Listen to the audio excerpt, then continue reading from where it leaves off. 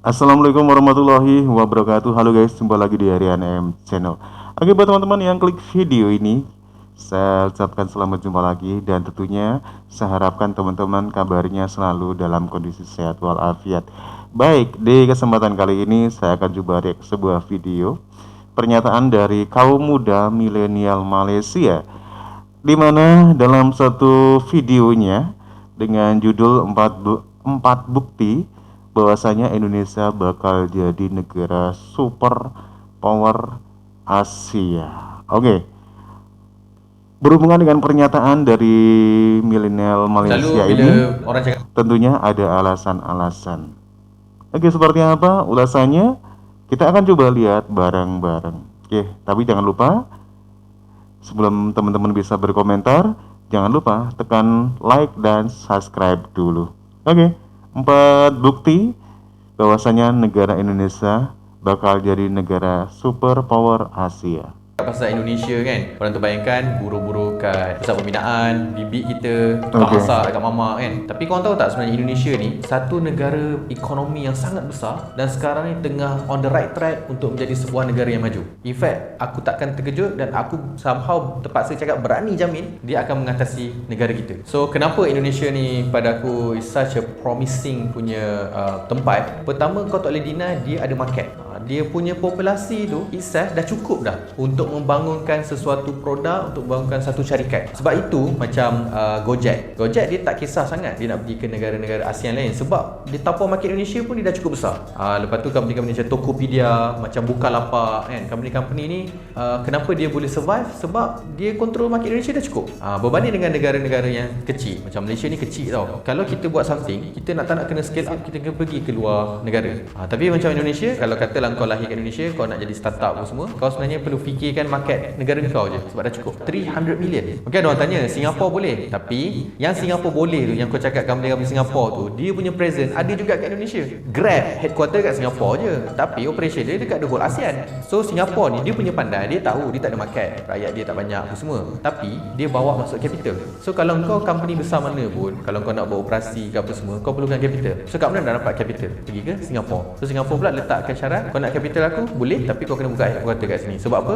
Dia nak pekerja-pekerja yang power tu semua biarlah dia orang Singapura yang dapat. Okay, so tadi tu pertama. Reason kedua kenapa Indonesia ni akan jadi negara yang power, sebab dari segi undang-undang, dari segi governance dia tu, dia dah getting way better daripada Indonesia 10, 20, 30 tahun yang lepas. Kalau dulu, sebab benda ni penting tau, sebab bila kau nak melabur, katakanlah kau investor, engkau bukan sekadar nak tengok market tu bagus ke tak. Kau nak tahu kalau aku letak duit kat situ, if anything happen, aku boleh percaya tak dia punya sistem perundangan. Kalau kata aku nak saman orang Indonesia yang buat palat dekat aku, boleh tak court tu adil terhadap aku dari segi keselamatan? Kalau aku buka kilang kan, kalau tiba-tiba ada rusuhan ke apa, polis dekat situ boleh tak protect aku punya interest yang fair? So dulu mungkin lah sebab yelah corruption kan, orang boleh bayar itu dan sebagainya. So sekarang ni benda tu dah slowly but surely being addressed dari segi undang-undang. In fact sebab itulah baru ni Indonesia pun perkenalkan undang-undang khas untuk pekerjaan kan, yang sampai orang protes apa semua. Sebab benda tu sebenarnya favor kepada kapitalis. Of course. Oke, teman-teman ya, ada 2 faktor yang sudah disebutkan tadi ya. Oke, peluang usaha sepertinya hal ini menurut beliau bahwasanya di zaman era digital ini peluang usaha untuk bisa memajukan Indonesia itu sangat besar sekali ya. Mengingat bahwasanya penduduk Indonesia dengan populasi yang lumayan besar, ini akan lebih menguntungkan. Seperti uniform Gojek, ya Tokopedia dan lain-lain di Indonesia dengan Malaysia itu sangat jauh, ya. Malaysia sangat tertinggal untuk hal demikian. Dan yang kedua ada undang-undang Indonesia dinilai lebih baik sekarang daripada yang dulu. Oke, kita lanjut untuk Kalau kau ambil berikutnya. sudut dari segi pekerja, benda tu macam seolah-olah menindas orang. Tapi kalau kau ambil sudut dari segi investor, benda ni yang bagi aku certainty.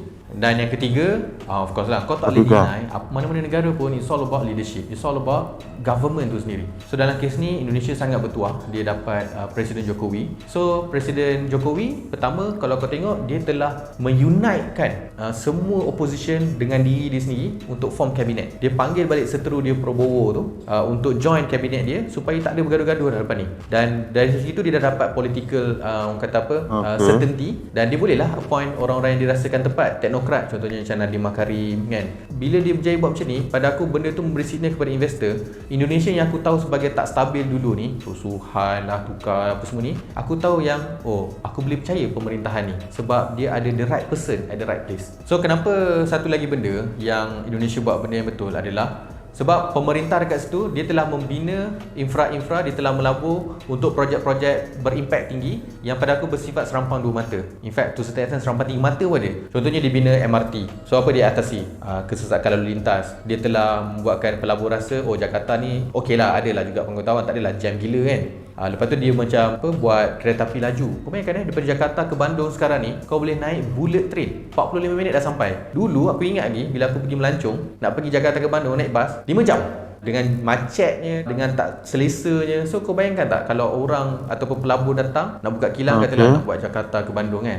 Now bila dah ada this kind of infra, aku rasa benda ni appealing lah. Tu tak campur lagi dia nak pindahkan ibu negara dia dekat Kalimantan. So macam contoh airport pun dibesarkan, sebab dia tahu benda-benda ni semua bukan saja rakyat suka ataupun rakyat boleh enjoy, tapi pelabur asing pun suka juga benda-benda ni. So dari segi the way dia orang spend duit dia orang tu, dia akan pergi kepada benda-benda yang boleh create multiplier effect, banyak kesan-kesan sampingan ataupun kesan berganda. Dia bukan sekadar buat ni dapat satu benda, tak, dia akan buat rakyat dapat, pelabur suka, politically pun popular kan. So benda-benda inilah yang Indonesia bagus lah.